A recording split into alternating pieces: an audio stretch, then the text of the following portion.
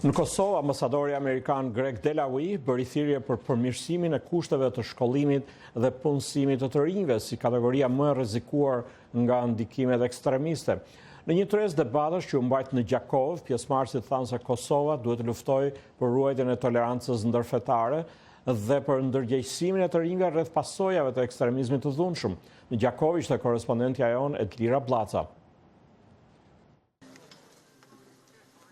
Ambasadori amerikan në Kosovë, Greg Delawy, tha të martën se ekstremistët e dhunshëm po synojnë të rinjtë e paknaqure të papunë.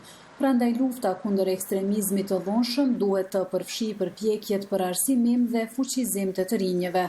Ai bëri këto komente në një tryezë të organizuar nga Iniciativa e Femrës në Gjakov, qytet ky rreth 90 kilometra larg nga Prishtina, ku diskutua për shkaqet që nxisin të rinj të u bashkohen luftrave të huaja, si dhe rëndësinë e luftës kundër kësaj dukurie.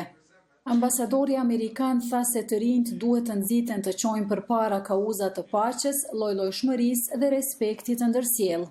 We have to give hope and meaning to all of Kosovo's youth. Ne duhet të japim shpresë dhe kuptim gjithë rinisë së Kosovës edhe për të ndërtuar një të arme më të mirë për këtë shtet, gjithashtu edhe për të parandaluar radikalizmin e rrezikshëm. Komunitetet vendore si ky juaj janë një nga pasuritë më të fuqishme që kemi për të parandaluar radikalizmin e rinisë. Familjet, miqt, fëmijët, mësuesit që duan dhe kujdesen për të rinjtë të këtij komuniteti. Është shumë thelbësore që të investojmë sot në rini me burime materiale dhe me zëra të fuqishëm për përmirësimin e jetës së tyre dhe të komunitetit. Kryetari e komunës së Gjakovës, Mimoza Kusari Lila, tha se një nga arsyet pse njerëzit bien prej ekstremizmit është situata e rënduar socioekonomike.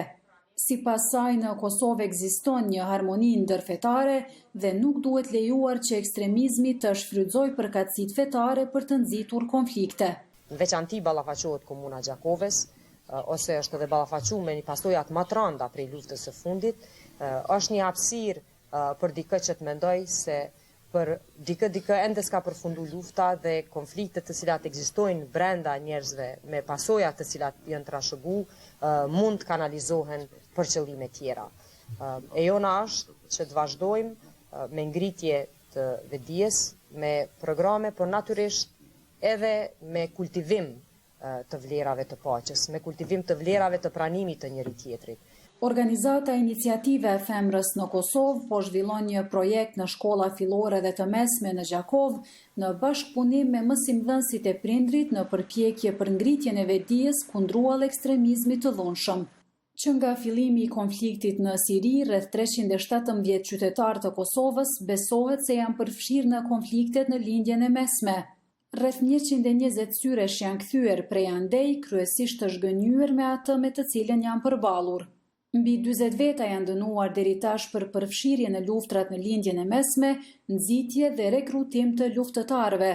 Shifrat e parafërta zyrtare flasin se në lindjen e mesme dhe mëtej ndodhen 140 veta nga Kosova, nga të cilët 75 luftëtar dhe 38 gra e 27 fëmijë.